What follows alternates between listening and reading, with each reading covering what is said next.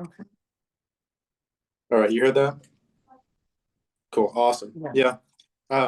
Yeah, carbon up. What all do you have for lunch for the 9K prep for tomorrow? For what? For the 9K prep? Am I eating mashed Yeah, potatoes? yeah. Was that all you have for lunch? No, and chicken. Perfect. Yeah. What for breakfast? You'll make it up on the back end. Yeah. No, I'll have dinner tonight. I'll have spaghetti. My favorite. Perfect. Mhm. A good one. I'll have my share too. I've been surviving off of protein shakes and uh, oats all day. So, but I'll do my share by the end of the day. And a Diet Coke. I thought you hated diet soda. No, I hate Coke Zero. I like Diet Coke. What do you dislike about Coke Zero? It tastes weird. I think it tastes better. I was so shocked by how similar to Coke it tasted when I first had it. I feel like Diet Coke maybe is just like something that takes me back to my grandma. So maybe that's why I drank as a kid with her. Like, So yeah, it's nostalgic. Yeah, and I'm used to the flavor. I can't drink regular soda though. There's no way. just because of the sugar? Or? Yeah, I can't like I can't get past the taste. It's too much. I've gotten to the point where I'm like gulping Coke Zero when I have it. No, I But even, wouldn't say that much. I probably shouldn't drink this while we're recording. Okay. do it. I ate and I didn't drink anything and I'm like Hey, running around. we're hanging out here. It's not super I was formal. like, oh my God. Okay.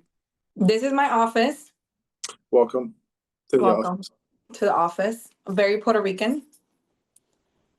There are all Puerto Rican artists everywhere. All of my work is by Puerto Rican artists and stuff that my clients gift me. So you're a bit of a curator for your office. yeah, Yeah, not you're at home, curating. but definitely like here. And I go to a lot of the artist festivals back home Yeah. and usually buy a piece or something or order something um in order Where's to put in the office. where's home? Puerto Rico. Yeah. What part? I am from Atillo, Puerto Rico. So it's like north midwest kind of. I don't know how to explain that. I guess it Yeah. would be like the Chicago of Puerto Rico, like north midwest. Windy. No, not at all. Not the weather. I meant the location. No, my town is very chill. There's is very like homey. It's calm, but it's not like completely rural. Like we have a mall and theater and like a sports center and hotels and everything, but it's still very much of like a slow life. Like my dad, he was a government employee, works for the retirement system in Puerto Rico. And it was really cool because underneath his slacks, he'd wear like his beach pants and he got out of work like at 4:30 and go straight to the beach. And that was like his workout is to swim, like to ride waves, swim, and then he'd go home and eat. It's So, great. yeah, it was great. Or like you ditch school and you ditch school to go to the beach. That's what's up. Yeah, it was cool. It was enjoyable. That very different from the like life here. You can't do it as much in Galveston. You can, but it's not the same. That's nasty. Yeah. Don't go there. I don't know. Sorry for anyone in Galveston. Just No don't swim shade there. at Galveston people, but the Yeah, water is attractive. it's so disgusting. That's so nasty. Well, I mean, I'm from an island. There's no way. Yeah. No. I this is a weird little like piece of info too, but where I'm from, because I'm from Rockwall, which is like just northeast of Texas or of Dallas, and there's like this big lake, and my chiropractor's wife, when I was a kid, would live like on the lake shore, and she would get in her husband's boat and like I think jet ski down to the other side of the lake in like her wetsuit, and then take off her wetsuit and have her like work clothes underneath so that she could start. And That's so cool. isn't that sick? That's goals. That's life goals. I just walk to work. Imagine. I Yeah. just jet ski up, no wetsuit, just show up to court, be like, take off my Yep. Just unzip. Yeah, that'd be so cool. That'd be cool. Probably she probably had a hair cover too, like the one that goes all the way to cover her hair, because I'm sure she didn't want to get her hair wet. Yeah, she might have. I mean, I didn't ask the logistics, but she's I, probably as a girl, I feel like that's something I would ask. Like, yeah. what'd you do with your hair? See, my wife's training me to ask the right questions about things, so I'll let. Linda's the best. Yep. So, Shout out to you Linda. shout out to Linda. She's a Linda plug. baddie. Shameless Linda plug here. Yeah, I know for she's I mean Yeah. she's a baddie. So if she's teaching you questions, you'll definitely be asking the right ones. Oh yeah. She's cool people. All right. Richard can finish the salad on his own time. Let's do the introductions. So Okay. so I'm speaking to Adyami Gil de Lamadrid, Hmm. right? That's pretty close. Yes, Adyami Gil de Lamadrid. Yes. Attorney, mother, wife, daughter, sister, and wait, I don't know why I said that. And Can we edit that out? Hold up. wait, okay, I'll say it again. No, wait, is this, Attorney, are you editing this? it doesn't matter. It does. Attorney, mother, daughter, sister, Spouse, significant other, athlete. future wife. And we have Mr. Salad Man himself in the flesh right here. Hey, he made it. Oh yeah. Do you want to set it up like like interview style? Let's Hold on. redo it. Hold on. Should we redo it? Hold on. How do you want to do it? Do you want to sit in the other room, or do you want to do like chair to chair and then one phone? We can do that. I can get off. No, yeah, that's fine. Just yeah, take yours off if you can, and then let's just sit out in the other room. Are you guys at the gym? We're at Sigma right now. I'm jealous Yeah. of that. Where else would you want to be, right? Yeah, that's definitely, it feels like this is my second home. Heck yeah. Okay. Let's do it like right here up against the wall. You think? Yeah. Yeah. Go and grab those solo chairs. Look at that. All right, we can't have too much dead air, so let's get it. I thought you were gonna go home, but man. Yeah, I did too, Until you had salad and cocoa? everything I had to do with you. Oh, yeah? He got hungry. Yeah. He's trying to kill me today. Yep. Yeah, I know the feeling. He usually tries to kill me too. He's a growing boy, so we gotta make sure that he's nice and hefty for the comp. Are you lifting, right? When's your competition? October 11th. Oh my. Yeah, Okay. so it's coming up in a month. So this is the Gen Pop TV podcast with my co-host Richard Flom on Sawyer Scott, and we got again Adyami Gil de Lamadrid. For those just joining us.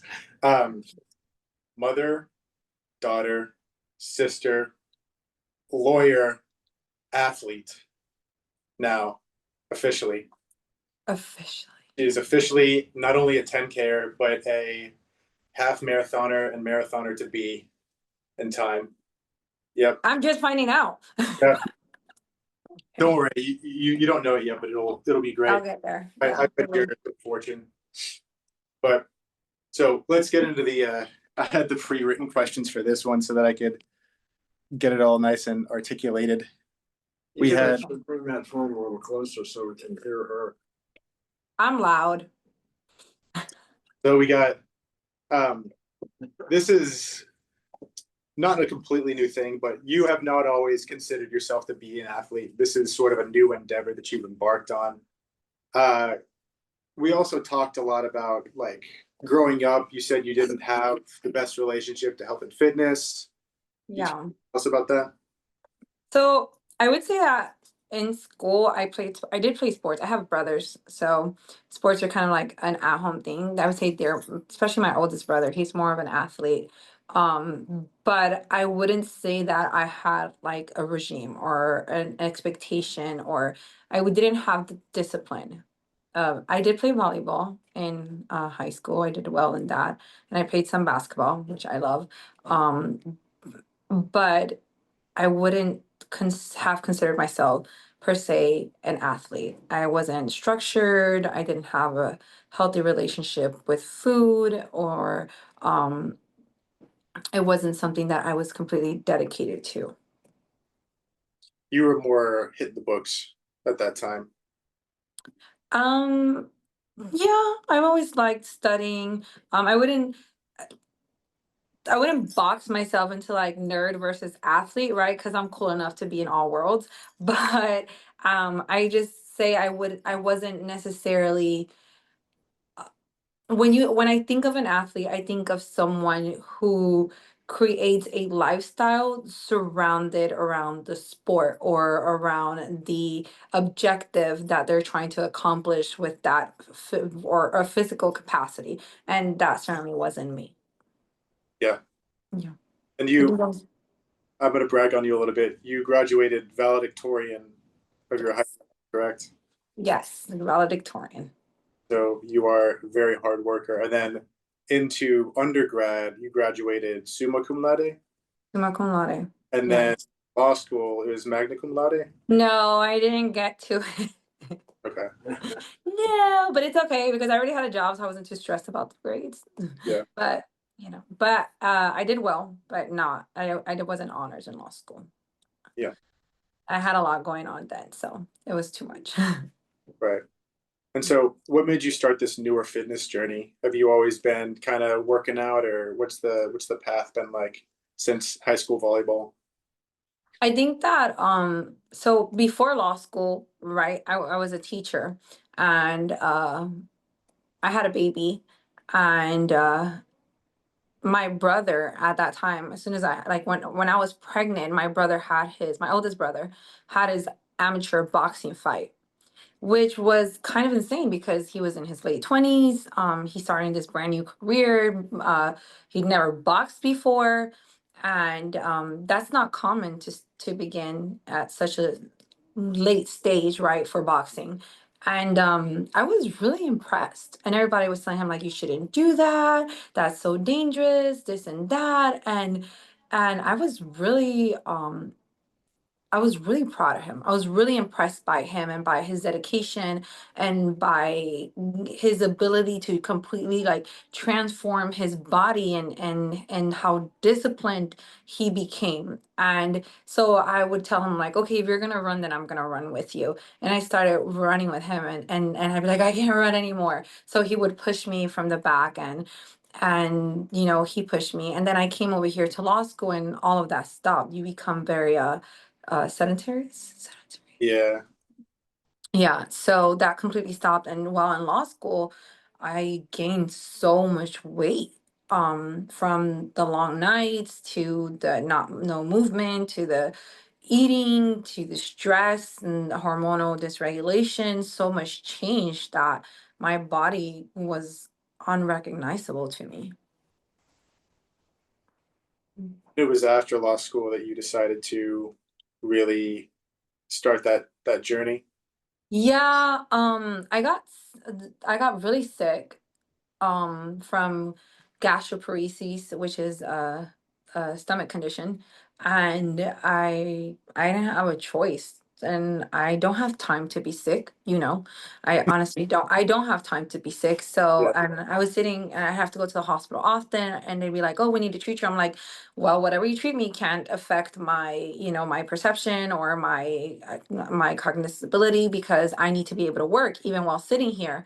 And I realized that I couldn't do that anymore. So we started just with a meal plan, and then from there, I realized that my body needs constant movement. Like I need to move. I, I get very like restless. So I'm like, okay, well, I'll start exercising, and then it just kind of continued on. I'm very goal driven. Like I have to have something. And like I always, I was just having this conversation today. Like I might not be the smartest in the room, but I will outwork anyone. Even when I don't want to, and I'll just be like, okay, I'm just gonna get it done. And I might cry a little bit, but I'm still gonna get it done. So I think it was there. I didn't have enough time to be sick. So I had to get it together. and I've experienced that firsthand. Not having Yeah. to be sick, hating what you're doing, but doing it anyway. Yeah. Doing like the 10K prep, you're like, why am I doing? You're like singing while you're running. Why am I doing this? Why am I doing? Literally, I'm like running. And I'm like, why am I here? Why am Yeah, I running on a Saturday morning with some random dude yeah, that pushing me, yeah, him. Yeah. I'm like, who, how did I get here in life? you know? But I think it's really cool. And initially, when we think back to like my relationship to fitness, when we think of fitness in my culture, we think of what do you look like? Mhm. Like the moment that you walk up to your family, the first thing they notice is whether you've gained weight or whether you've lost too much weight or where you're at or how you look physically or how you're upkeeping yourself is a very cultural thing. And that was my relationship to fitness. It was like, well, how do I look? Yeah, Um, that's tough. I grew up that way. I'm My, sorry. my mom never said, are you, how's your life? What's going on? She would just look at me and go, gained a little weight, did you? Yeah, yeah, and yeah, and I don't think they meant any harm by it, right? That's just kind of that it is just kind of like the topic of conversation, like, oh, well, why are you eating so much? Or oh, you're going out a lot, or you're eating out a lot, or so there's always something, right? That's just kind of like what we go to directly. So my concept of weight loss was like, well, it's because I need to look this way. I need to comply with like these social norms or these expectations and carry myself a certain way. And as I continued and as I carry on, and I think more so today, and a lot of it has to do with my time at Sigma this last year, it's shifted from, oh, am I pretty enough? Am I skinny enough? Am I this enough? To I'm so powerful. I'm so strong. Like I'm an athlete. I'm not an athlete. He calls me an athlete, but to me in my head, I'm just a mom trying to get myself together. I was trying to get away from my kids for a little bit and it didn't work because now they follow me there. So and that's really cool to see. And now I talk to my, like my aunt, she was an athlete and she's like, my back hurts. And I can tell her, I'm like, hey, you need mobility exercises. Hey, you need to strengthen your core. Hey, you need to stop doing cardio and start doing this in order to strengthen your muscles and your joints. Or talking to my mom or being like, hey, I know you have some limitations, but let's get you into some yoga. Let's get you to some Pilates or into some aqua fitness, or just having these conversations with the women in my life has been amazing. And it's really, in a way, liberating for them as well because they probably have the same mindset as that. The nothing tastes as good as thin feels, or like thin wins, or anything like that. Yeah. But you have muscle wasting issues. You have maybe a little bit of osteoporosis, sarcopenia, stuff like that. Once you start to build that muscle density, that bone density, you feel so much more youthful.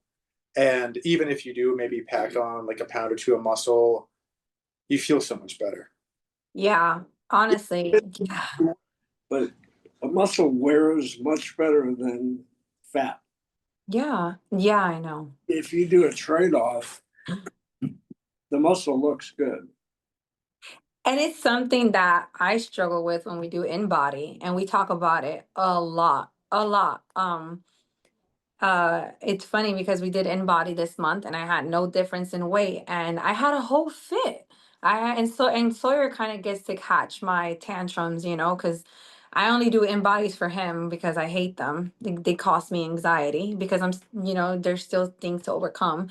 And he's like, muscle, this is muscle build, you're rebuilding muscle, your fat's gone down. And I saw my mom and I hadn't seen her in about a month or two, and she's like, wow, you've lost a lot of weight. And I'm like, no, literally not 1 pound, I can show you. And then I'm like, yeah, muscle composition, They whatever. don't understand that. No, they got it. She's like, well, you look great. It's me that needs to be able to go through the muscle composition, muscle composition, muscle composition. Yeah. Yeah. But if you immerse yourself in getting healthy through exercise and diet, um, and not diet like restrictive diet, but diet that's a healthy diet that supplements the work you're doing, the end result is always really good. And what you have to wrap your mind around is that you're doing something you like And then what you look like becomes secondary because it becomes almost automatic. Yeah, that's honestly true. It becomes secondary. I mean, don't get me wrong, as a woman, I enjoy looking a certain way and I love fashion. Everybody knows I use the gym as my own little fashion show. I love clothes, I love fashion, I love styling, and the like having a specific body type makes that more enjoyable and it makes that easier. And that's the truth of it, unfortunately. But it doesn't become like you said, it becomes secondary, it becomes a benefit, a secondary benefit to the health benefits. Yeah. Which all wraps up. So when you're running and you say, why am I doing this? If you've been in it a while, then you say, I'm doing this because of this, and this. That So are what I all, heard, Richard, was next time I'm running, be like, when I'm done running, I'm gonna go get me a new Prada dress or I'm gonna go get me a new fit. Exactly. I can fit it now. Yeah. That's what I heard. And I mean, even now, like I'm like telling you to eat more than you usually do. Like even Yeah. I said at the beginning of the call, like we're carbon up right now because we're gonna hit a 9K tomorrow. Yeah. And you need that fuel, which is tough with gastroparesis. I think you've had less flare-ups as of late, right? Yeah, I think lately they've been less, and it's because I've been taking meal prepping a lot more serious. But it did come to a point where they're like, why don't you eat? Like, why don't you eat? It's like, it's not that I'm starving myself, it's that it becomes to the point where you get scared of food. Yeah, And that's a really difficult relationship to have with food, where you get scared of it. I'm scared because if I have a very severe or serious episode, I can't move at all. yeah. And it takes time to recover from it. Or sometimes I'm moving through it and I'm working past it and he's seen me and I'm like, I feel like I'm just gonna fall over. So when you know that that's a possibility when you eat, that can become very terrifying. And a food that may not trigger me today, may trigger me tomorrow. So it becomes scary. So you that's have the hard part. identified which foods do that.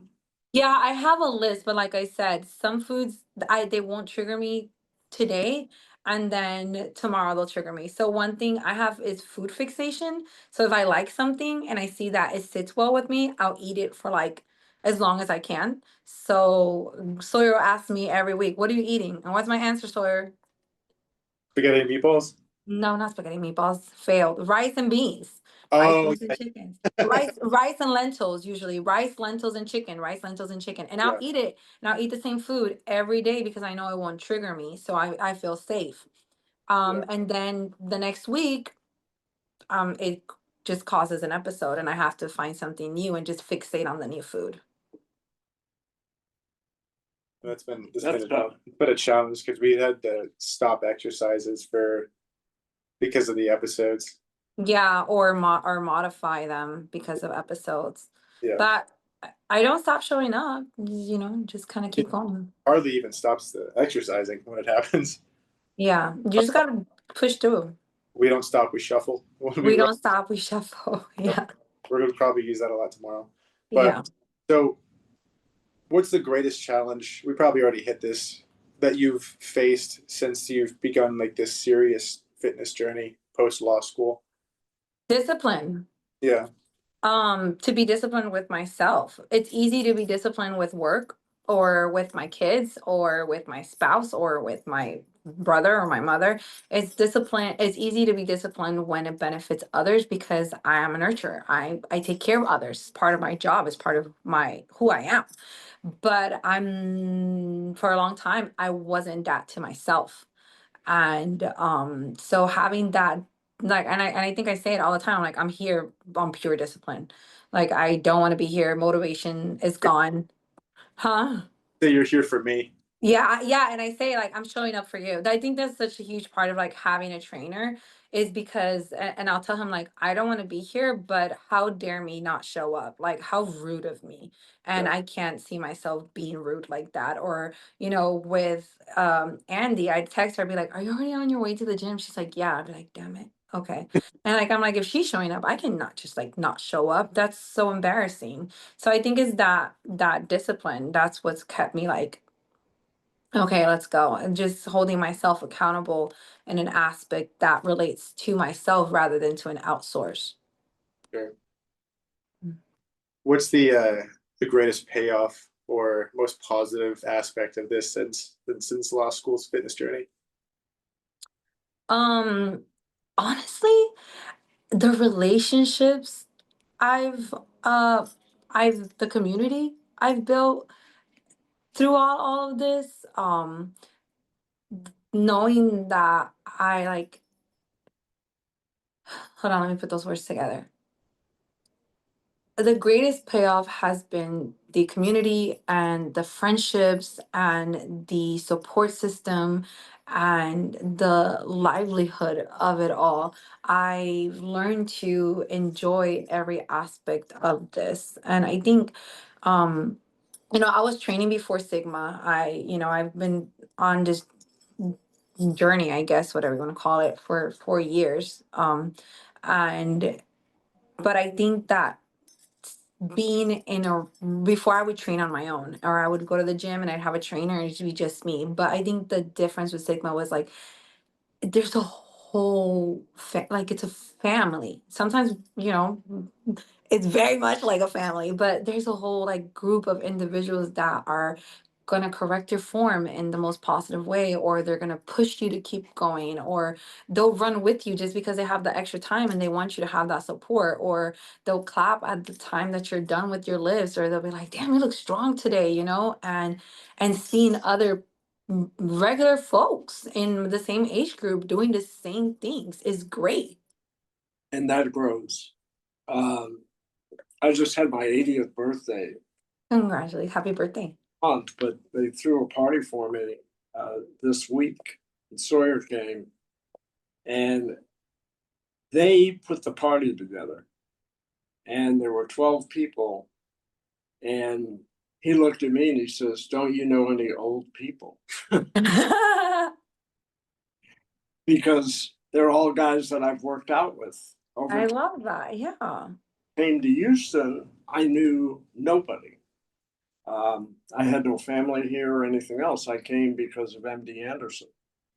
I had a cancer situation, and then stayed here and have built all of that based on the fact that I kept involved in physical conditioning. Every time something went wrong with me, I only knew one way back to health, and that was go to the gym. And so I Yeah.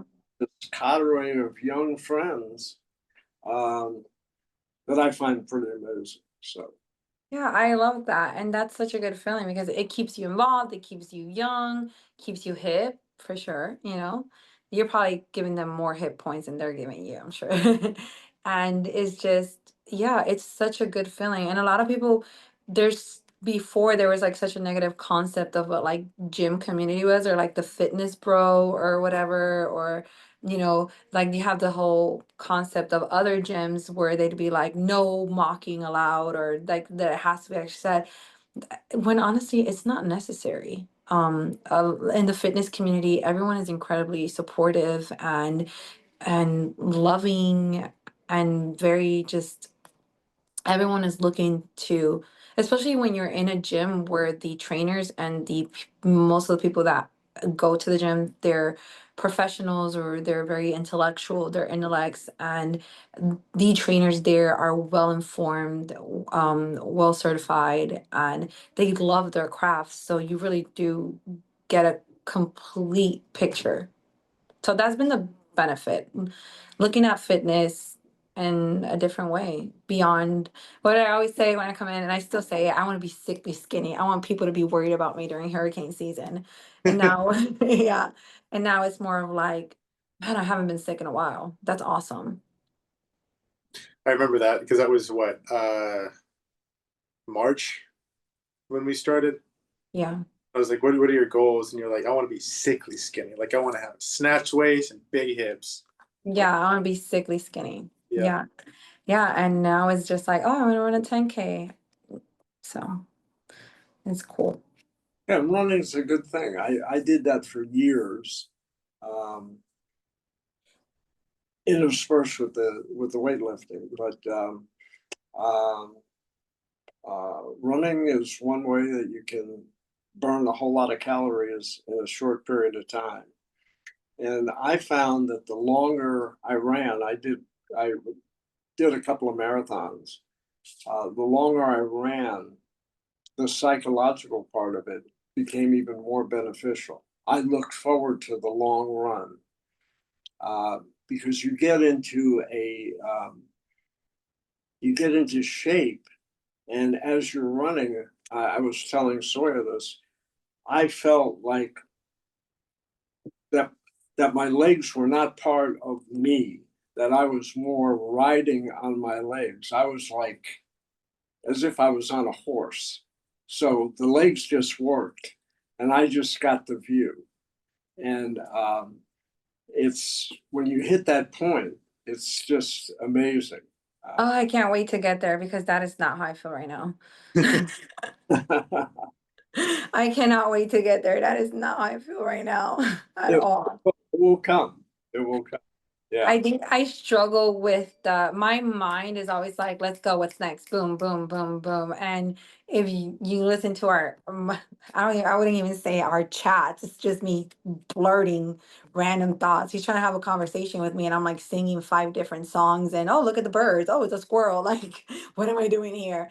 I think that's the hard part for me. It's like the long distance running has become hard because it takes so much mental strength to just not get bored. Well, it does. It does in the beginning because you have to be dedicated to what you're doing. Yeah. But once you hit certain levels of being in shape, um, the whole dynamic changes. I'm gonna hold you to that, Richard, because I'm looking forward to it. I hope so. It'll come. I mean, you're getting there now. I mean, 5K, but now you're up to a 10K. That's when you start to hit that runner's high where you float. Oh, And I would like that. it'll come. And it'll become more light. I've only experienced it maybe a handful of times because I've only done maybe 3 10-milers in my life, and that's the longest distance I've done. But it was still very nice and meditative because I was with my mountain runner friends, and they were just doing easy conversational volume days while I was like Dying. point. But it got better because I remember you were saying the same thing where it's like, oh, my legs feel like bricks. And then we get a couple of miles in and it start to kind of lighten up and Yeah, and I say that often, like during that first like mile or two, I'm just like, oh my God, my legs feel like bricks. Like I don't even want to go. And then and it's funny because I was talking about it the other day. I was like, before like getting to 5K, I remember, I don't know if you remember when I finished that 5K for the first time, I cried. I was Yeah. like, oh my God, I just did a 5K. Like, that's crazy. And now I'm just like, can I just do a 5K? Like, now it's like, that's like easy mode, So that's cool. And I'm able to do the 5K faster. And I hope that it gets to that with like the 10K and eventually the half marathon. if you want to do the 5K during the night run, by all means we can. It's up to you. And the No, other, we are doing the 5K in the night run. Sorry, Richard. You said 10K. No, we're doing the 10K for Halloween. Oh crap. Okay, well then we can knock it down tomorrow. It's 5K for the 20th. The Okay, night run that everybody's doing is 5K. if that's the case, we can knock it down to like 6 or 7K tomorrow. That's fine.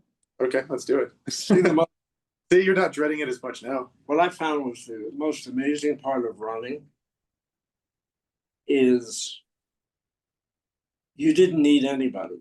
I mean, right now you need a motivator. So, I mean, Sawyer's there, and you do need that motivation. But I found, I mean, I was self-motivating when I ran. All I had to do was get a pair of shoes and get outside. And what else can you do? I didn't have to go to a gym. I didn't have to, anytime, any place, anywhere. And I was traveling a lot. and I would just, wherever I was, I always got out and took a run, and I learned the city by running, running through it and that type of. Yeah. So it's I found it to be very rewarding. Yeah. Yeah, I've definitely found the reward in that, but to give Sawyer credit, and not to say you're not, but I definitely think he does more than motivate me. I don't think the motivation's coming. I think what's really worked for me is more of the he it's the okay, you have to, it's the training, is the actual training, like you have to build volume, you have to run at this pace, because I want to be like, I'm running, and he's like, no, you're not. And you have to slow down, and even during the okay, you have to take you have to learn when to take your energy boosters, you have to learn to drink water, you have to, and I think that makes a difference for me between like, oh, I'm just running like everyone else versus I'm training in an athlete way for running. And that's more of his role of like, here's your set. We have a goal. This is how we split it. This is how we gain, volume. This is how we gain speed. This is how you maintain your pace. This is how you do this. And these are things that I don't know how to do. And I don't want to research how to do. And I don't want more work. So Right. I started lifting weights when I was 12 years old, but I'm now competing. that's awesome. Do it without him. Yeah.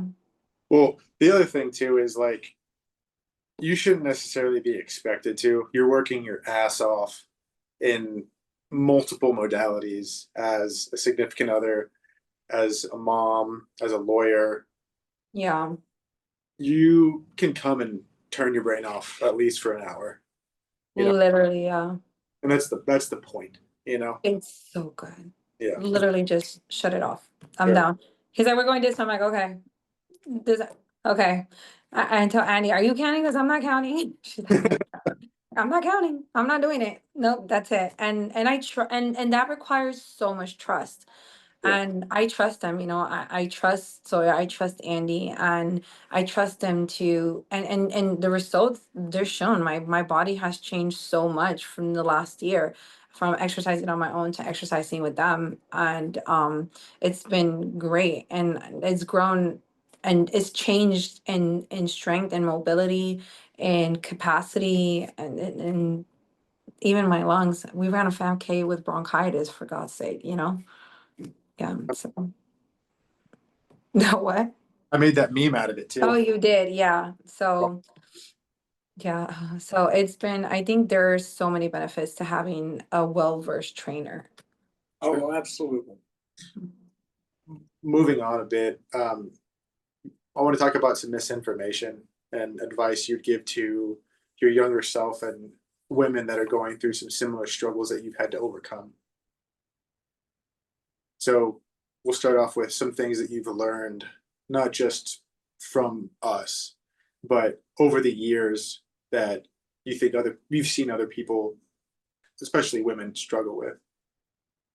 I think that one of the biggest things that I've learned, and I know you said it doesn't have to be from us, but this is something I've learned from Andy. Yeah.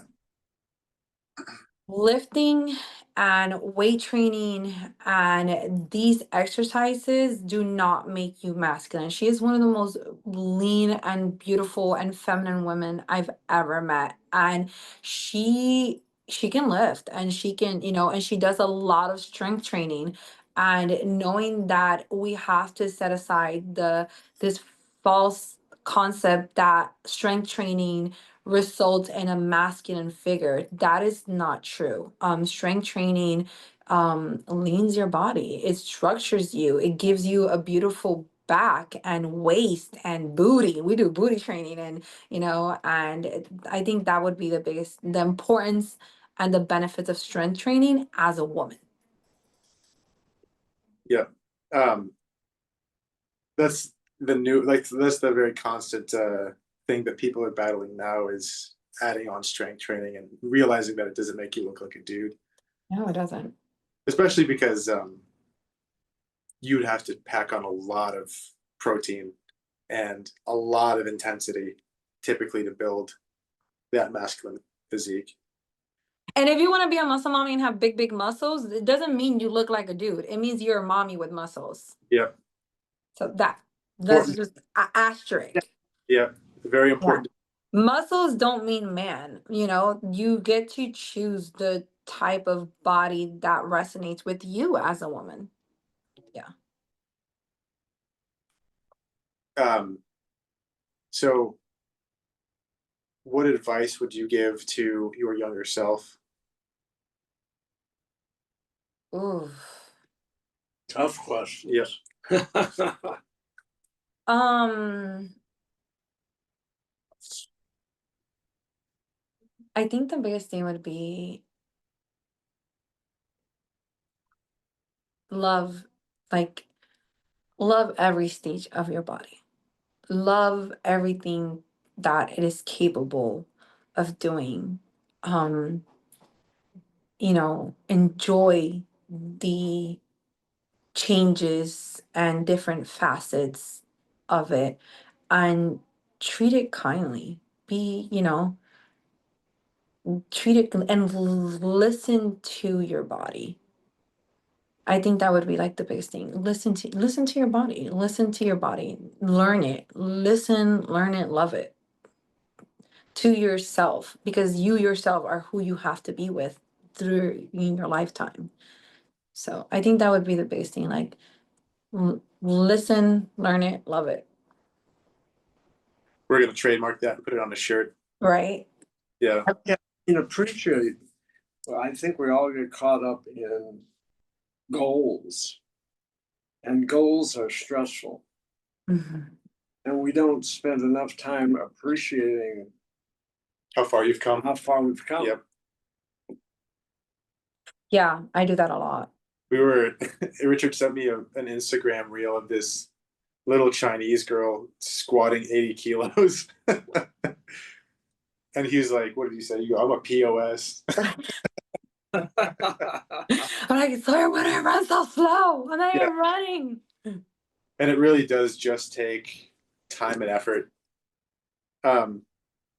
Some good programming and nutrition and recovery is also obviously necessary, but it'll come in time if you keep working at it. There are sometimes some shortcuts, and I'm becoming sometimes a little bit more accepting of people's desire to take certain shortcuts. But for the most part, it's just going to take time and effort. I think when we talk about shortcuts, like I applaud and I'm like, if you're comfortable with certain surgeries or certain thing, like please, by all means, if this is gonna, resonate with you better, if this is gonna help you or lead you to better fitness, that's wonderful. However, when it comes to food, I'm learning that like fad diets, and that's something that's so common, in my culture. Like, oh, how did you lose weight? Oh, my tia's cousin, so on and so forth, did this diet and it's all over TV. And, take this pill or take this or take that, and you're going to lose 30 pounds in a month. I'm like, yeah, but how much of your body are you truly giving like how much are you nutriting your body, Sure. how And much are you really strengthening your body? I think that's the biggest thing is like food is not something and I hate to say this, and you're gonna be like, yeah, listen to yourself, but food is not something you can shortcut. It's just not, your body relies on the nutrition that you provided. And yeah. I say something that I've also learned because I've got a couple of people online that I work with that had like some of the worst, I would say, like lack of understanding or education, or you know, in their household and their upbringing, they had no idea or the opposite of the right idea of how nutrition and exercise should look. And I realized that obviously there are things such as food noise, and there are binge eating issues and stuff like that, and restrictions and stuff like that. But once they start to get introduced to good education, and once they start slowly building good habits, you realize just how few shortcuts are as necessary as you once thought. Yeah.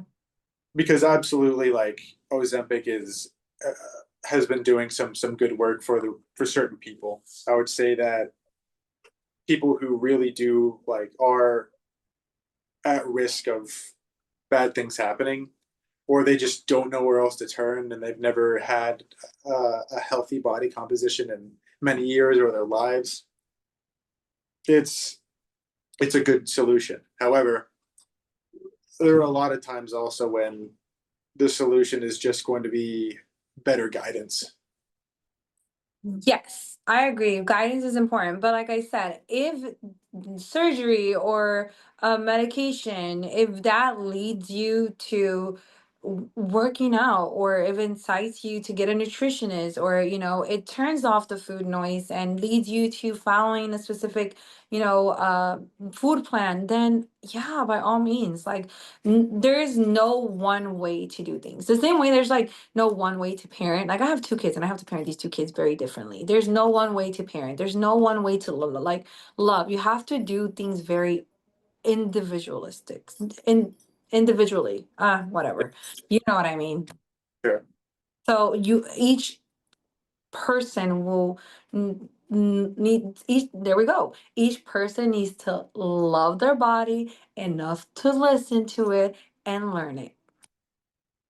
You gotta start writing a I'm, book about this because that's I'm your new cash. honestly, yeah, love it, learn it, listen to it.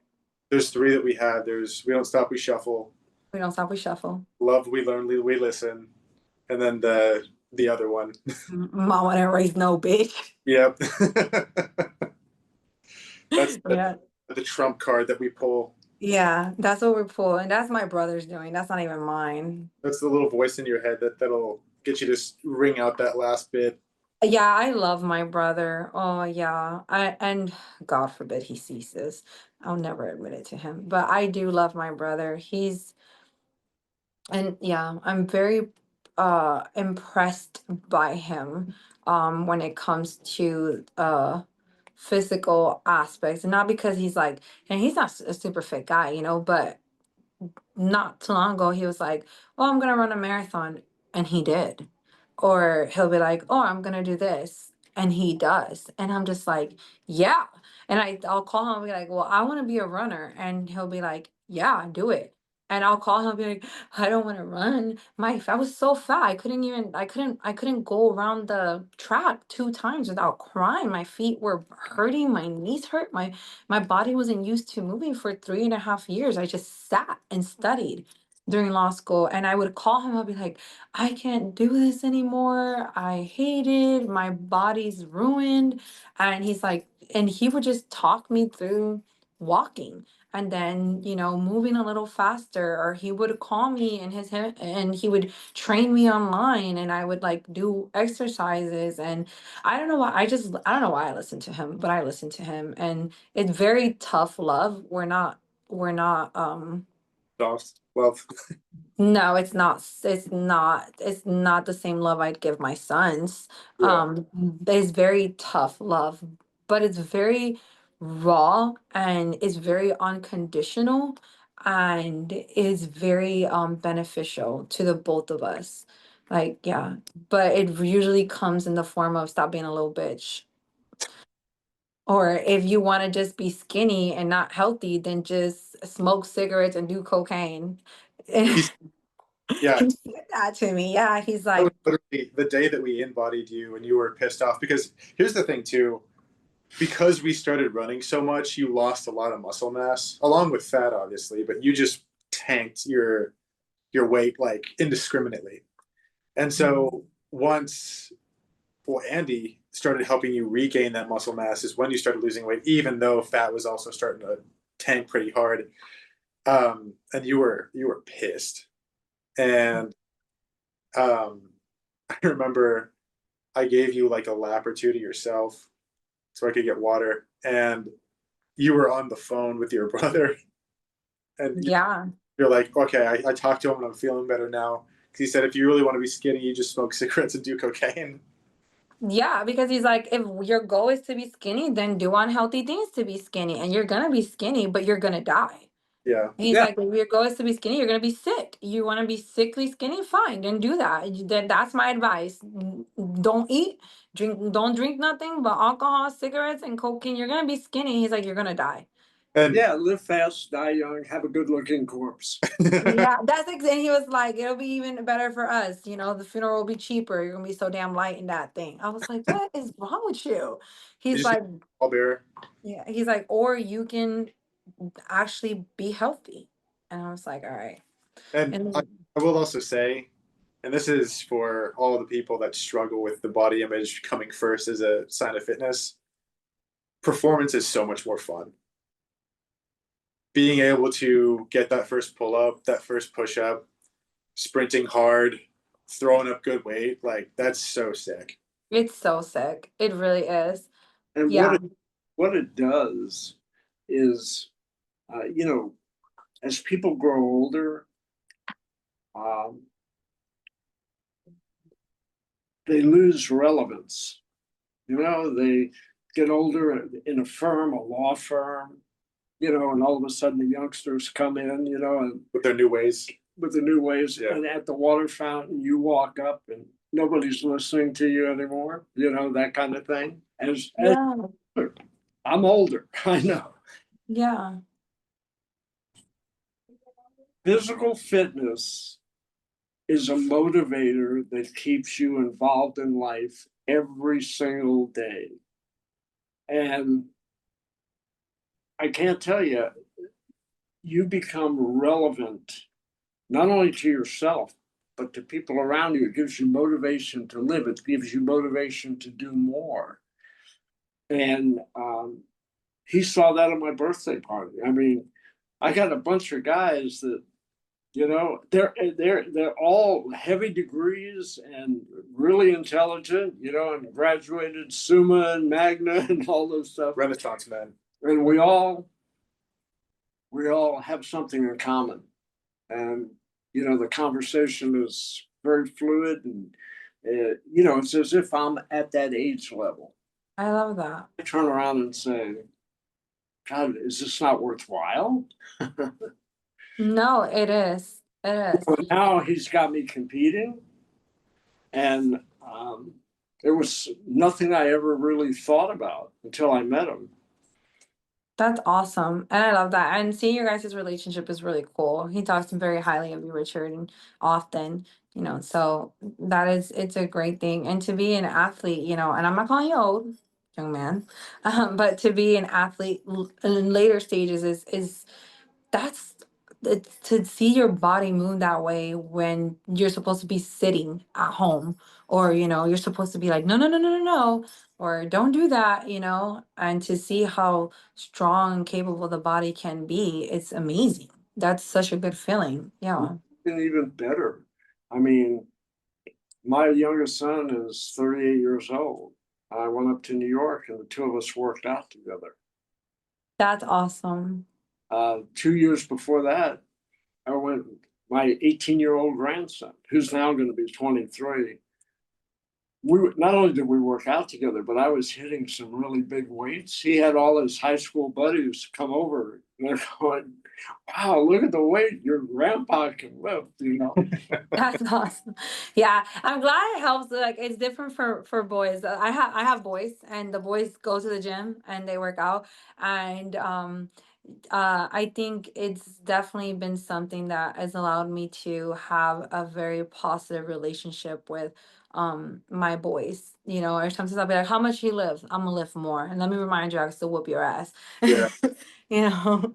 You know, with the running side of it, you know, you continue running on life. You know, you'll run with your children. You know, you're going to be an active. Well, you'll play with your grandkids and all that stuff too. Yeah. Yeah, yeah, I hope so. I hope I don't have too many grandkids, but I hope to run with them. We got to your sprinting arc soon.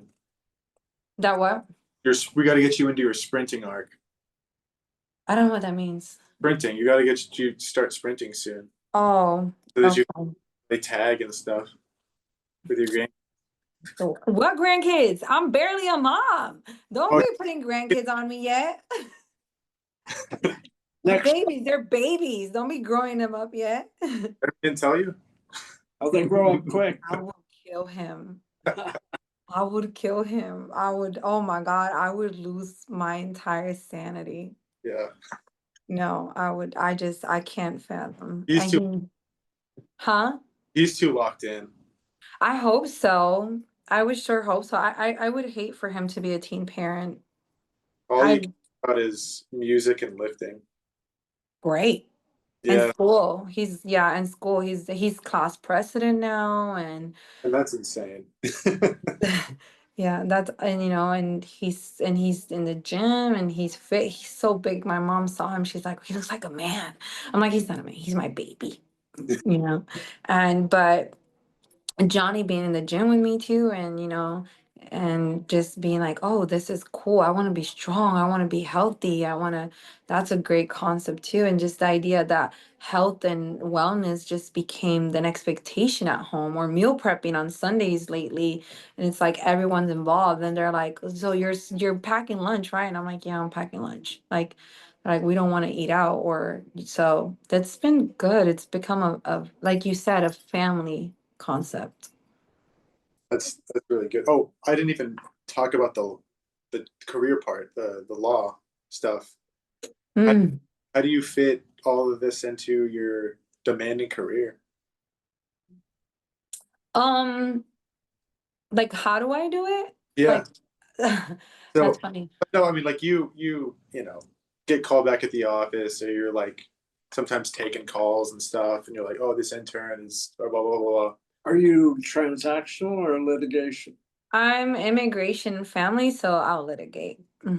Some is administrative, but I do litigate as well. Um, but how do I had to learn to make time for myself. Yeah, So I had to learn to make time for myself. Like I'll be like, you can't schedule me an appointment from this time to this time. I have to be there. I'll work after.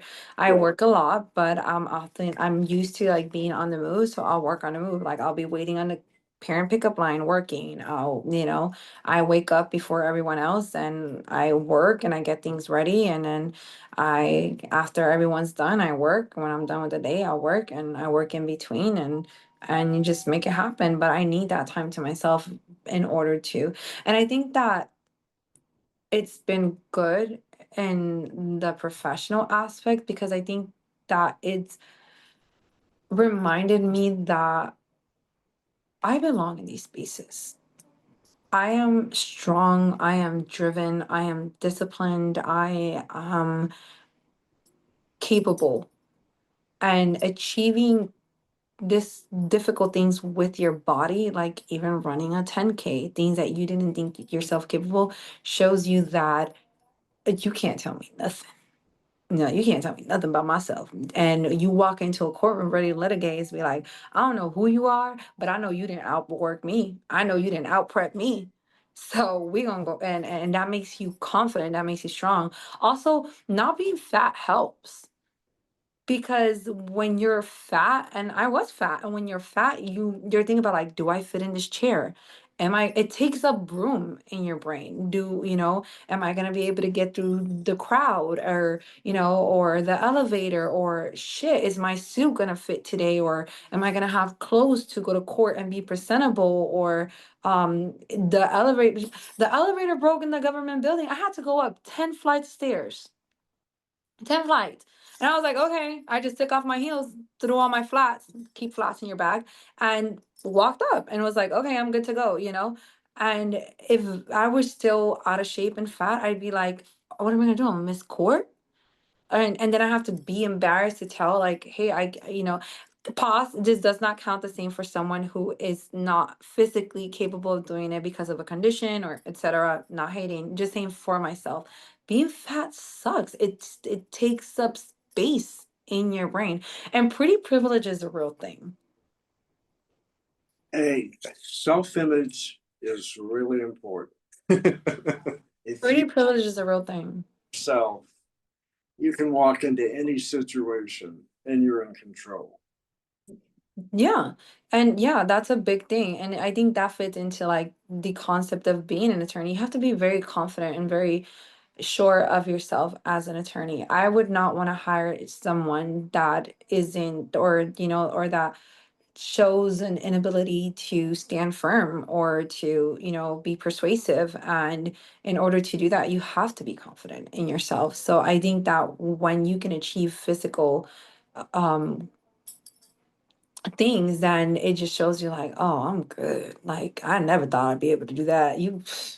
And it just also shows that I am disciplined enough to do these things. I have the mental and physical strength to achieve that. It makes you a shark. So it's been good for me.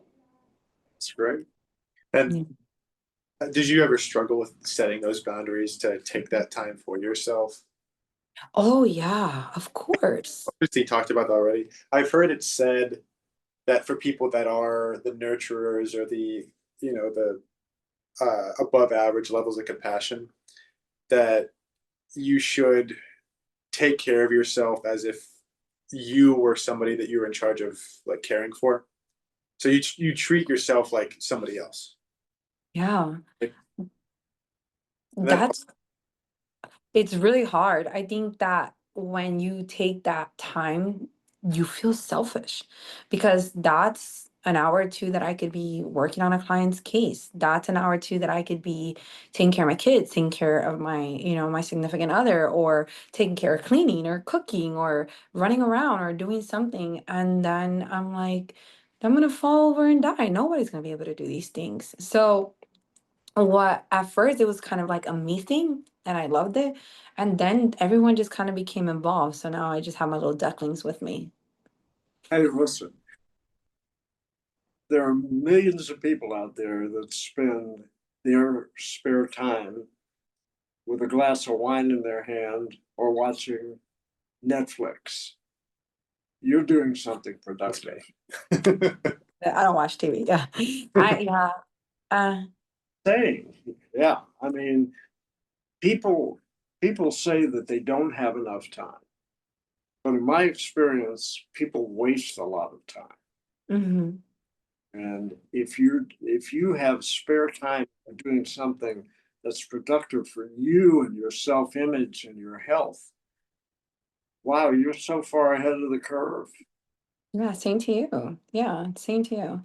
I think one thing I want to touch on, I think is the aspect of being a woman, right? And we've talked about kind of different facets of being a woman. We talked about like, well, how has this impacted you as a professional and being a woman in a man's field because law continues to be a male dominated field, or being a mom and how do you make time for yourself, or being a significant other, and how do you still tend to them and meet your responsibilities as a significant other, and how often enough women are taught not to concern themselves with their health in that regard. They're taught to be pretty, they're taught to be, soft and or have certain mannerisms, but they're not necessarily taught how to be healthy or taught how to take certain actions in order to be well cared for and well maintained, or to have that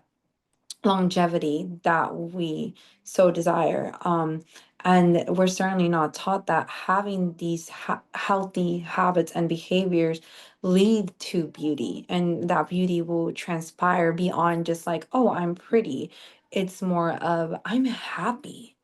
I'm balanced. I exercise, fitness, and good nutrition when I get it, when I do it, when I listen, are have been transformative in my life.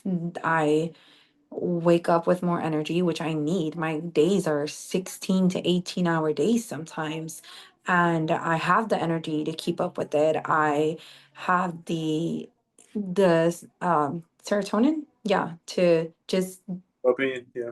be in a good mood, you know? And a lot of people are like, "You're so nice lately." And I'm like, "Bro, I'm just happy because I get to do these things, because I'm able to do these things, because I have access to these things, because I'm doing them, because I worked really hard to accomplish academic levels or to have a certain lifestyle. And within that, it's like I really took the opportunity to invest in my health. And that makes me happy. And that will reflect throughout the rest of my roles. And as women, we need to teach to, it's so good to make yourself happy. And it's not selfish and it's not bad. And it's necessary and important to make yourself happy in that way. Oh, it's good. I mean, it's so much better to invest money in your health in the way you're doing it as opposed to paying a doctor later. Mm-hmm. Yeah, it certainly is. An ounce of prevention is worth a pound of cure. That's what they would say. But and you can play both sides of the coin too. Like you can still be a hyper compassionate and very caring and loving person while also understanding when you're being not exploited or taken advantage of, but when you could be using that energy to do baseline acts of service for yourself. Hmm. Those are those are both achievable within the same day. Yeah. And Also, working out's taught me boundaries. No, thank you has been great. we didn't talk about no thank you. That's number 4 catchphrase. No, no thank you means hell no. That's it. I draw the line. If I'm like, let's go for another set, no thank you doesn't mean the polite way. It means hard stop. It means no, no, thank you. I've decided no.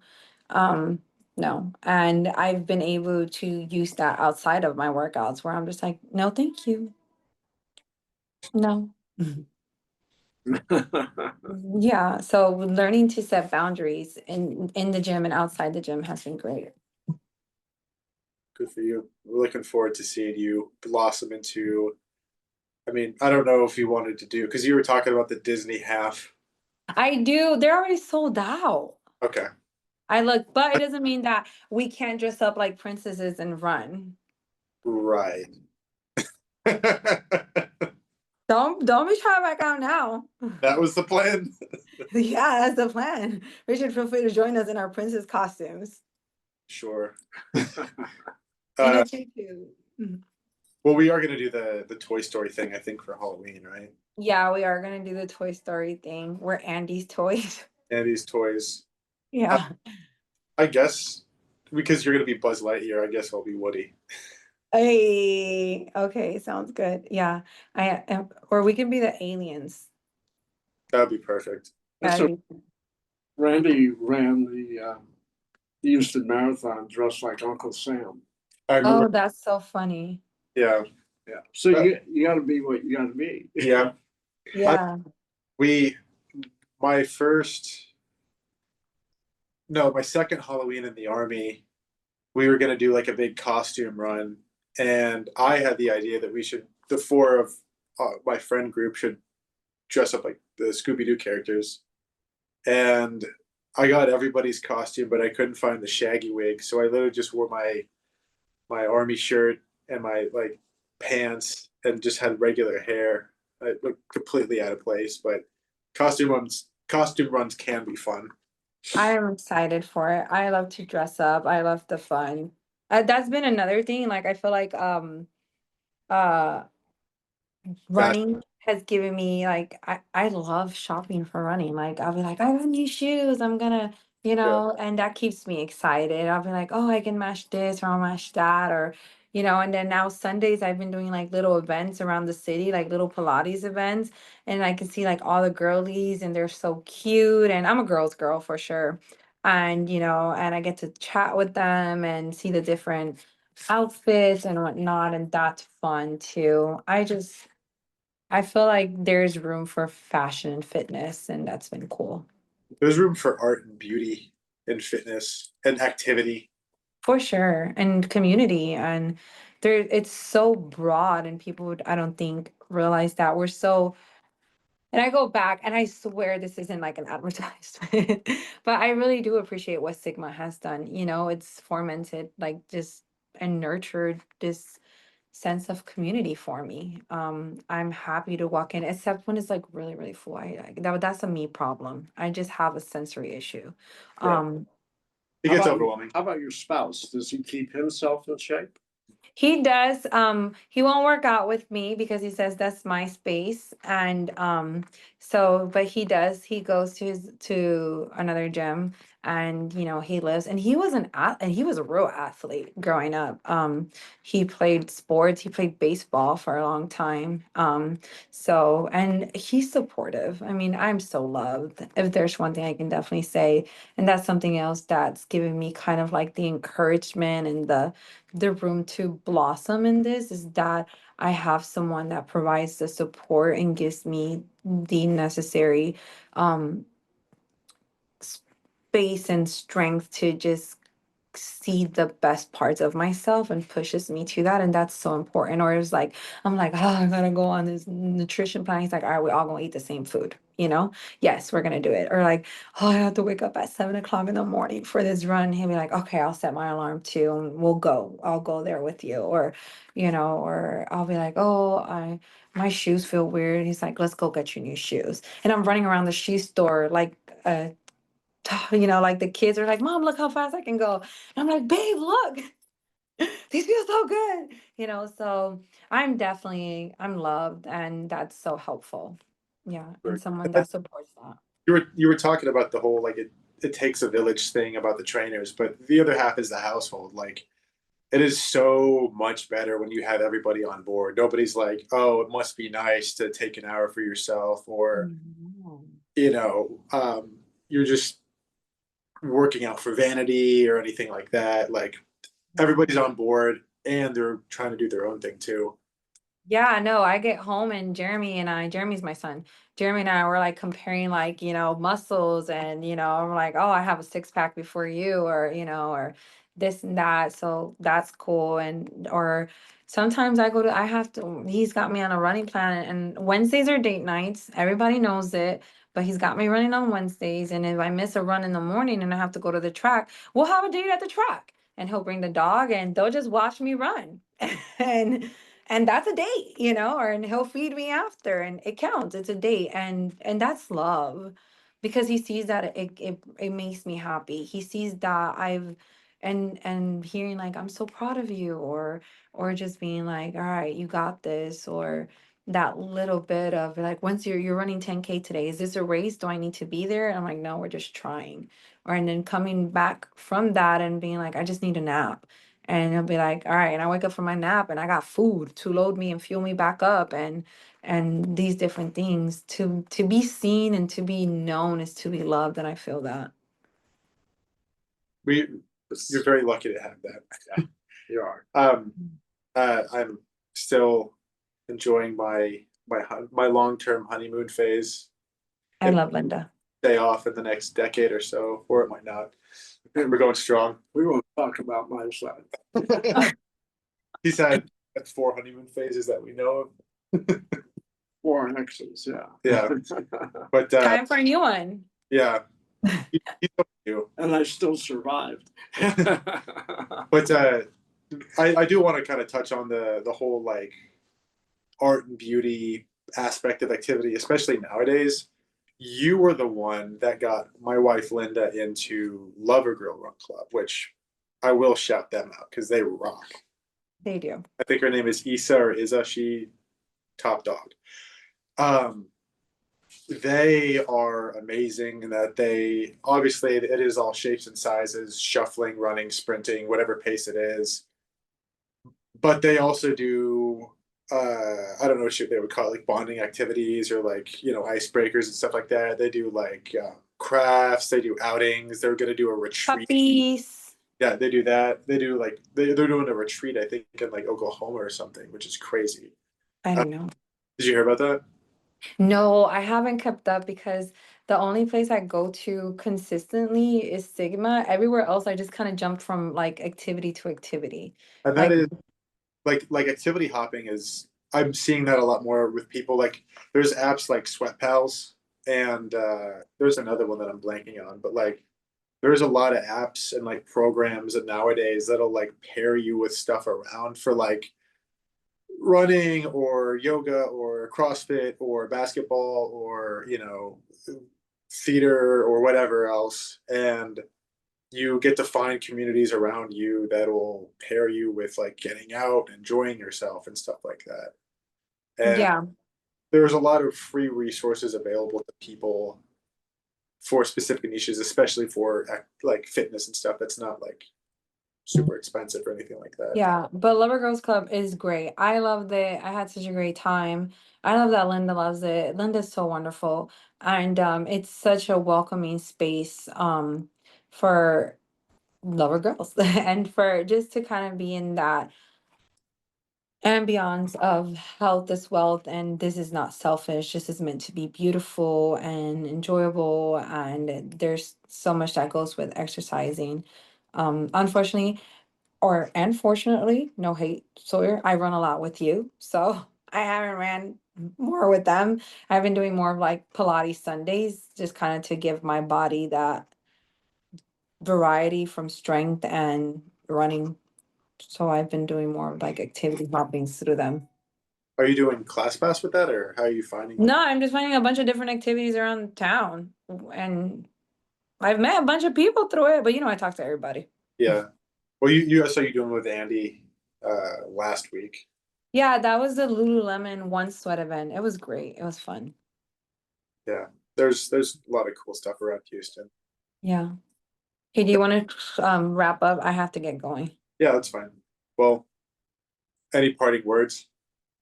Like Advice, what? pieces of advice, things that you'd like to part with to help other people, any of that stuff. No, I think we've covered most of everything. That's very much like me. I think it's been really cool. Find a community. Um, love your body, listen to it, learn it. Yeah. And yeah, yeah, like don't be a little bitch, like get it done. Just even when you don't want to, even when, when it feels hard, especially when it feels hard, especially when those days you don't want to wake up and get up, do it for you. Do it for you, for yourself. Um, and I think just yeah, I don't know what else to say. Oh, I think this is a really important thing to say. We're not meant to know everything. And it is okay to outsource knowledge, and intelligent people will outsource knowledge. So find a community of trainers that are actual trainers, that are certified, that are well informed, that have the interest in ensuring a healthy and safe body for you, and outsource that part so that you can actually reach your goals. And again, not advertisement, but it's made a huge difference for me. Same thing goes for law, guys. Oh yeah, please don't do it yourself. Yeah, call me. Don't go to a notary. Call me. Or maybe it doesn't have to be me, but someone that is licensed. Do you want to name drop the law firm? Oh, what's my name? Gil de Lamadrid Law Firm. If you do need services, do give me a call. If there's one thing you'll get with me is honesty, so that helps. All right, cool. Thank you so much. Thank you. Nice to meet you. Nice to meet you, Richard. All Next time we can do lunch together. Sounds good. Bye, guys. Yes.